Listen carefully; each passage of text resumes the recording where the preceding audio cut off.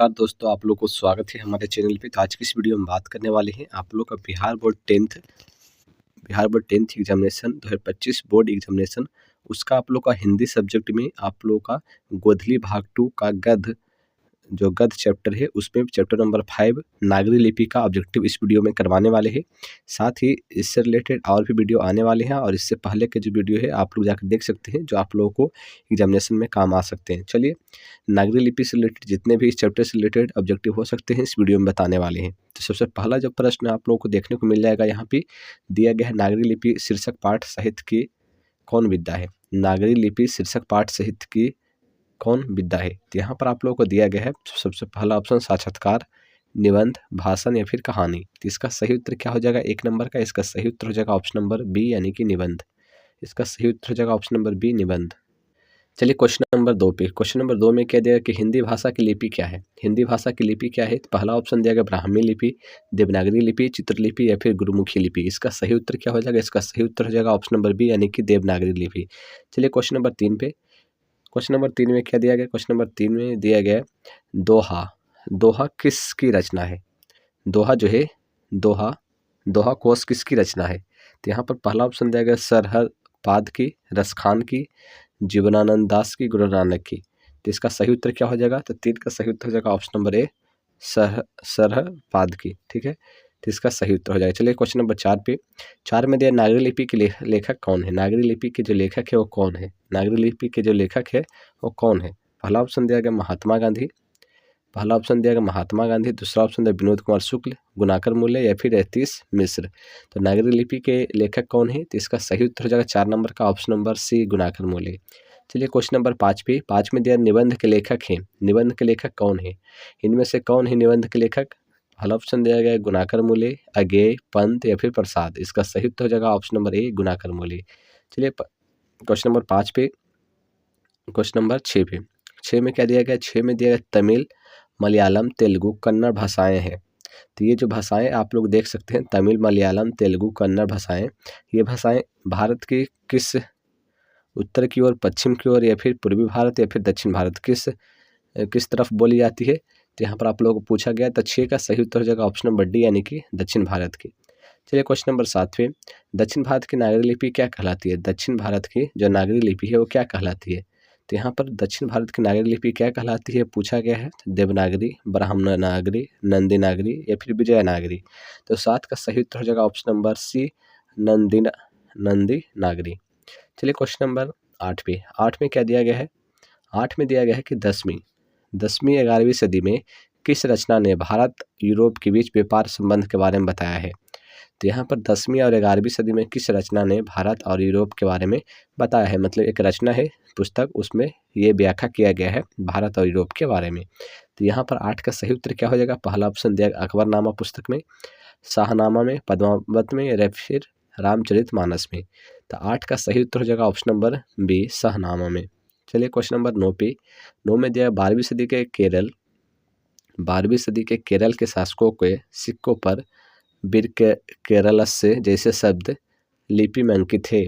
कौन सी लिपि में अंकित है। तो यहाँ पर ये जो शब्द 12वीं सदी के केरल के शासकों द्वारा सिक्कों पर ये शब्द लिखे जाते थे और ये जो शब्द है किस लिपि में अंकित है ये पूछा गया है। पहला ऑप्शन है ब्राह्मी, खरोष्टी, गुजराती या फिर देवनागरी। तो 9 का सही उत्तर क्या हो जाएगा, ऑप्शन नंबर डी देवनागरी। चलिए क्वेश्चन नंबर 10 पे। ईसा की 14वीं और 15वीं सदी के विजयनगर के शासकों ने अपने लेखों की लिपि को क्या कहते थे। यानी कि ईसा की 14वीं और 15वीं सदी के जो विजयनगर है उसमें शासकों ने अपने लेखों की लिपि को क्या कहते थे। पहला ऑप्शन देगा नंदी नागरी, देवनागरी, गुजराती, ब्राह्मी। तो इसका सही उत्तर क्या हो जाएगा, तो 10 का सही उत्तर हो जाएगा ऑप्शन नंबर ए नंदी नागरी। चलिए क्वेश्चन नंबर 11 पे। 11 में दिया गया कि हिंदी लिखी जाती है कौन सी भाषा में लिखी जाती है हिंदी। पहला ऑप्शन दिया गया देवनागरी लिपि में, खरोष्टी लिपि में, गुजराती लिपि में या ब्राह्मी लिपि में। तो 11 का सही उत्तर हो जाएगा ऑप्शन नंबर ए देवनागरी लिपि में। चलिए क्वेश्चन नंबर 12 पे। 12 में दिया कि हिंदी के आदि कवि कौन है। हिंदी के जो आदि कवि है वो कौन है। पहला ऑप्शन दिया गया है चंद्रबरदाई, अमीर खुसरो, बिहारी लाल, सरहपाद। तो इसका 12 का सही उत्तर हो जाएगा ऑप्शन नंबर डी सरहपाद। चलिए क्वेश्चन नंबर 13 भी। 13 में दिया गया नागरी लिपि शीर्षक निबंध के निबंधकार कौन है। जो नागरी लिपि निबंध है उसके निबंधकार कौन है। पहला ऑप्शन है गुणाकर मूले, रामचंद्र शुक्ल, डॉक्टर भोलानाथ तिवारी, बाबूराम सक्सेना। इसका सही उत्तर हो जाएगा 13 नंबर का ऑप्शन नंबर ए गुणाकर मूले। चलिए क्वेश्चन नंबर 14 पे।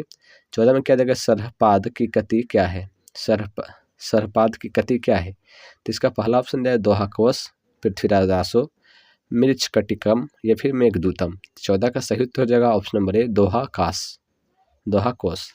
चलिए क्वेश्चन नंबर 15 पे। 15 में दिया गया कि विजयनगर के राजाओं के लेखों की लिपि को क्या नाम दिया गया। विजयनगर की जो यहाँ पे आप लोगों को दिया गया है कि जो विजयनगर के राजाओं के जो लेखों है उसकी लिपि का क्या नाम दिया गया है। तो पहला ऑप्शन दिया गया यहाँ पर ब्राह्मी लिपि, सिद्धम लिपि, नंदे नागरी लिपि या फिर नागरी लिपि। तो इसमें से कौन सा हो जाएगा। तो 15 का सही उत्तर हो जाएगा ऑप्शन नंबर सी नंदी या नागरी लिपि। चलिए क्वेश्चन नंबर 16 पे। उत्तर भारत से नागरी लिपि के लेख कब से मिलने लगे हैं। उत्तर भारत से नागरी लिपि के लेख कब से मिलने लगे हैं। पहला ऑप्शन दिया गया 8वीं सदी से, 6ठी सदी से, 9वीं सदी से, 4थी सदी से। तो 16 का सही उत्तर हो जाएगा ऑप्शन नंबर ए 8वीं सदी से। चलिए क्वेश्चन नंबर 17 पे। नागरी लिपि के 17 में दिया गया है कि नागरी लिपि के आरंभिक लेख हमें कहाँ से मिले हैं। नागरी लिपि के जो आरंभिक लेख है वो कहाँ से मिले हैं। पहला ऑप्शन दिया गया है पूर्वी भारत से, पश्चिमी भारत से, दक्षिणी भारत से, उत्तरी भारत से। तो 17 का सही उत्तर हो जाएगा ऑप्शन नंबर सी दक्षिणी भारत से। चलिए क्वेश्चन नंबर 18 पे। 18 में दिया गया बेतमा दानपत्र किस समय का है। बेतमा दानपत्र किस समय का है। तो यहाँ पर पहला ऑप्शन दिया गया 1020 ईस्वी की, 1021 ईस्वी, 1022 या फिर 1023। तो 18 का सही उत्तर क्या हो जाएगा। 18 का सही उत्तर हो जाएगा ऑप्शन नंबर ए 1020 ईस्वी। चलिए क्वेश्चन नंबर 19 पे। नागरी लिपि किस विद्या की रचना है। नागरी लिपि है वो किस विद्या की रचना है। पहला ऑप्शन दिया गया कहानी की, निबंध की, उपन्यास की, संस्मरण की। तो इसका सही उत्तर क्या हो जाएगा 19 का। इसका सही उत्तर हो जाएगा ऑप्शन नंबर बी निबंध की। चलिए क्वेश्चन नंबर 20 पे। नागरी लिपि किस विद्या की रचना है। नागरी लिपि किस विद्या की रचना है। कहानी, निबंध, उपन्यास, संस्मरण। इसका सही उत्तर हो जाएगा 19 नंबर का ऑप्शन नंबर बी निबंध। चलिए क्वेश्चन नंबर 20 पे। 20 में दिया नागरी लिपि पाठ किस लिपि से रचित है। जो नागरी लिपि पाठ यहाँ पे जो है चैप्टर नंबर 5 और कौन सी लिपि से रचित किया गया है। ब्राह्मी से, खरोष्टी से, देवनागरी से या फिर कोई नहीं। तो 20 का सही उत्तर हो जाएगा ऑप्शन नंबर सी देवनागरी लिपि से। चलिए क्वेश्चन नंबर 21 पे। नेपाली भाषा की लिपि क्या है। यहाँ पर पूछा गया है कि नेपाली भाषा का जो लिपि है वो क्या है। नेपाली है, खसकोरा है, नेवारी है या फिर देवनागरी है। तो 21 का सही उत्तर हो जाएगा ऑप्शन नंबर डी देवनागरी है। चलिए क्वेश्चन नंबर 22 पे। देवनागरी लिपि के टाइप लगभग कितने पहले बने हैं। देवनागरी लिपि के जो टाइप लगभग कितने पहले बने हैं। तो यहाँ पर आप लोगों को 22 नंबर का सही उत्तर क्या हो जाएगा। पहला दिया गया 2 सदी पहले, 3 सदी पहले, 1 सदी पहले, कोई नहीं। तो लगभग कितने पहले बने हैं। तो यहाँ पर 2 सदी पहले देवनागरी लिपि के टाइप बने हैं। ठीक है। चलिए क्वेश्चन नंबर 23 पे। गुप्त काल से किस लिपि का संबंध है। गुप्त काल से कौन से लिपि का संबंध है। सिद्धम, ब्राह्मी, देवनागरी, गुजराती। तो 23 का सही उत्तर क्या हो जाएगा। इसका सही उत्तर हो जाएगा ऑप्शन नंबर बी ब्राह्मी लिपि का जो गुप्त काल से यहाँ पे संबंध दिखाया गया है। चलिए क्वेश्चन नंबर 24 पे। 24 में दिया गया मुलेजी ने मिडिल स्तर तक किस भाषा को पढ़ाया है। मुलेजी ने मिडिल स्तर तक किस भाषा को पढ़ाया है। तो पहला दिया गुजराती, संस्कृत, मराठी या फिर हिंदी। तो 24 का सही उत्तर हो जाएगा ऑप्शन नंबर सी मराठी। चलिए क्वेश्चन नंबर 25 पे। 25 में दिया गुप्तों की राजधानी पटना को क्या कहा जाता होगा। गुप्तों की जो राजधानी है पटना को क्या कहा जाता था। पाटलिपुत्र, कुसुमपुर, बिलासपुर, देवनगर। तो इसको 25 का सही उत्तर हो जाएगा ऑप्शन नंबर डी देवनगर कहा जाता था। चलिए क्वेश्चन नंबर 26 पे। मराठी भाषा की लिपि कौन सी है। मराठी भाषा की जो लिपि है वो कौन सी है। पहला दिया ब्राह्मी, नंदीनागरी, देवनागरी, मराठी लिपि। 26 का सही उत्तर क्या हो जाएगा। इसका सही उत्तर हो जाएगा ऑप्शन नंबर सी देवनागरी। चलिए क्वेश्चन नंबर 27 पे।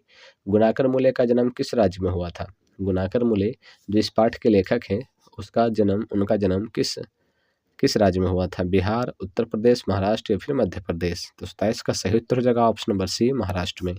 चलिए क्वेश्चन नंबर 28 पे। गुणाकर मूले की शिक्षा की भाषा क्या थी। गुणाकर मूले जो इस पाठ के लेखक हैं उनकी शिक्षा की जो भाषा थी वो क्या थी? हिंदी थी, अंग्रेजी थी, संस्कृत थी या फिर मराठी थी? तो 28 का सही उत्तर हो जाएगा ऑप्शन नंबर डी, मराठी थी। चलिए क्वेश्चन नंबर 29 पे। 29 में दिया गुणाकर मूल्य ने किस लिपि को प्राचीन नागरी लिपि की बहन की संज्ञा दी है? गुणाकर मूल्य ने किस लिपि को प्राचीन नागरी लिपि की बहन की संज्ञा दी है? गुजराती, बांग्ला, तमिल या फिर मलयालम? 29 का सही उत्तर हो जाएगा ऑप्शन नंबर बी, बांग्ला। चलिए क्वेश्चन नंबर 30 पे। 30 में गुणाकर मूल्य का जन्म कब हुआ था? गुणाकर मूल्य का जो जन्म है वो कब हुआ था? 1935 में, 1936 में, 1937 में, 1938 में? 30 का सही उत्तर हो जाएगा ऑप्शन नंबर ए, 1935 ईस्वी में। चलिए क्वेश्चन नंबर 31 पे। नागरी लिपि शीर्षक पाठ किस पुस्तक से लिया गया है? नागरी लिपि जो पाठ है, नागरी लिपि शीर्षक पाठ है, किस पुस्तक से लिया गया है? अक्षरों की कहानी से, भारतीय लिपियों की कहानी से, अक्षर कथा से, इनमें से कोई नहीं। 31 का सही उत्तर हो जाएगा ऑप्शन नंबर बी, यानी कि भारतीय लिपियों की कहानी से। चलिए क्वेश्चन नंबर 32 पे। सरबन बेल गोल जैन तीर्थ स्थल कहाँ है? सरबन बेल गोल जैन तीर्थ स्थल कहाँ है? कर्नाटक में, सिकंदराबाद में, इलाहाबाद में, वैशाली में? तो इसका सही उत्तर क्या हो जाएगा? इसका सही उत्तर हो जाएगा 32 का ऑप्शन नंबर ए, कर्नाटक। चलिए क्वेश्चन नंबर 33 पे। 33 में क्या दिया? अक्षरों की कहानी किन की रचना है? अक्षरों की जो कहानी है वो किन की रचना है? अनामिका की, गुणाकर मूल्य की, हजारी प्रसाद द्विवेदी की, इनमें से कोई नहीं। 33 का सही उत्तर हो जाएगा ऑप्शन नंबर बी, गुणाकर मूल्य की। चलिए क्वेश्चन नंबर 34 पे। मिहिर भोज की ग्वालियर प्रशस्ति किस भाषा में है? मिहिर भोज की जो ग्वालियर प्रशस्ति है किस भाषा में? प्राकृत भाषा में, अपभ्रंश भाषा में, संस्कृत में, हिंदी में? 34 का सही उत्तर हो जाएगा ऑप्शन नंबर सी, संस्कृत में। चलिए क्वेश्चन नंबर 35 पे। 35 में दिया गया है गुणाकर मूल्य ने विभिन्न विषयों पर कितने निबंध लिखे हैं? गुणाकर मूल्य ने विभिन्न विषयों पर कितने निबंध लिखे हैं? तो यहाँ पर पहला दिया गया है 1500 से अधिक, 2500 से अधिक, 3500 से अधिक, 4500 से अधिक। तो 35 का सही उत्तर क्या हो जाएगा? इसका सही उत्तर हो जाएगा ऑप्शन नंबर बी, 2500 से अधिक निबंध लिखे हैं। चलिए क्वेश्चन नंबर 36 पे। 36 में दिया बेतमा कहाँ है? बेतमा, बेतमा कहाँ है? इंदौर के पास, इलाहाबाद के पास, पुणे के पास या फिर पटना के पास? तो इसका सही उत्तर हो जाएगा ऑप्शन नंबर ए, यानी कि इंदौर के पास। चलिए क्वेश्चन नंबर 37 पे। नागरी लिपि पाठ गुणाकर मूल्य की किस रचना से लिया गया है? जो नागरी लिपि पाठ पढ़ा रहे हैं उसमें गुणाकर मूल्य की किस रचना से लिया गया है, यह पूछा गया है। तो 37 का सही उत्तर हो जाएगा ऑप्शन नंबर बी, भारतीय लिपियों की कहानी से। चलिए क्वेश्चन नंबर 38 पे। 38 में दिया गया कि नागरी नाम अस्तित्व में कब आया? नागरी नाम जो है, नागरी लिपि जो है, तो इसमें जो नागरी नाम है वो अस्तित्व में कब आया था? तो यहाँ पर आप लोगों को पहला ऑप्शन दिया 1000 ईस्वी के आसपास, 1500 के पास, 1600 के पास, 1700 के पास? तो 38 का सही उत्तर क्या हो जाएगा? 38 का सही उत्तर हो जाएगा ऑप्शन नंबर ए, 1000 ईस्वी के आसपास। चलिए क्वेश्चन नंबर 39 पे। गुणाकर मूल्य की प्रारंभिक शिक्षा किस परिवेश में हुई थी? गुणाकर मूल्य की प्रारंभिक शिक्षा किस परिवेश में हुई थी? तो 39 का सही उत्तर क्या हो जाएगा? 39 का सही उत्तर हो जाएगा ऑप्शन नंबर बी, ग्रामीण। चलिए क्वेश्चन नंबर 40 पे। 40 में सिद्धम क्या है? सिद्धम क्या है? सिद्धम क्या है? मंत्र है, सिद्धयोगी है, साधु है, एक प्रकार की लिपि है? सिद्धम क्या है? तो 40 का सही उत्तर हो जाएगा ऑप्शन नंबर डी, एक प्रकार की लिपि है। चलिए क्वेश्चन नंबर 41 पे। किस देवनागरी की संज्ञा दी गई है? किसे देवनागरी की संज्ञा दी गई है? प्रयाग को, काशी को, मथुरा को, उज्जैन को? तो 41 का सही उत्तर हो जाएगा ऑप्शन नंबर बी, काशी को। चलिए क्वेश्चन नंबर 42 पे चलिए। 42 में दिया उत्तर भारत की विशेष स्थापत्य शैली को क्या कहते हैं? उत्तर भारत के विशेष स्थापत्य शैली को क्या कहते हैं? ललित शैली, अभिनागर शैली, विभ्राट शैली, नागर शैली? 42 का सही उत्तर हो जाएगा ऑप्शन नंबर डी, नागर शैली। चलिए क्वेश्चन नंबर 43 पे। भारतीय लिपियों की कहानी किन की प्रसिद्ध रचना है? भारतीय लिपियों की जो कहानी है वो किन की प्रसिद्ध रचना है? तो 43 का यहाँ पर दिया गया भारतीय लिपियों की कहानी किन की प्रसिद्ध रचना है? गुणाकर मूल्य की, नलिन बिरचुलोचन शर्मा की, महादेवी वर्मा की, सुमित्रानंद पंत की? जिसका 43 का सही उत्तर हो जाएगा ऑप्शन नंबर ए, गुणाकर मूल्य की। चलिए क्वेश्चन नंबर 44 पे। 44 में दिया अमोघ वर्ष कौन था? अमोघ वर्ष कौन था? एक विद्वान था। अमोघ वर्ष कौन था? एक विद्वान था, प्रख्यात राष्ट्रकूट राजा था, एक कवि था, एक राजवैद्य था? तो 44 का सही उत्तर हो जाएगा ऑप्शन नंबर बी, प्रख्यात राष्ट्रकूट राजा था। चलिए क्वेश्चन नंबर 45 पे, गुणाकर मूल्य की मृत्यु कब हुई थी? गुणाकर मूल्य जो इस पाठ के लेखक हैं उनकी मृत्यु कब हुई थी? 1995 ईस्वी में, 1999 ईस्वी में, 2005 ईस्वी में या फिर 2009 ईस्वी में? इसका सही उत्तर हो जाएगा ऑप्शन नंबर डी, 2009 ईस्वी में। तो आज की इस चैप्टर से रिलेटेड जितने भी ऑब्जेक्टिव हो सकते थे हमने करवा दिए, इससे ज़्यादा ऑब्जेक्टिव नहीं हो सकते हैं। चलिए अगली वीडियो में हम चैप्टर नंबर 6 का वीडियो ऑब्जेक्टिव करवा देंगे। धन्यवाद।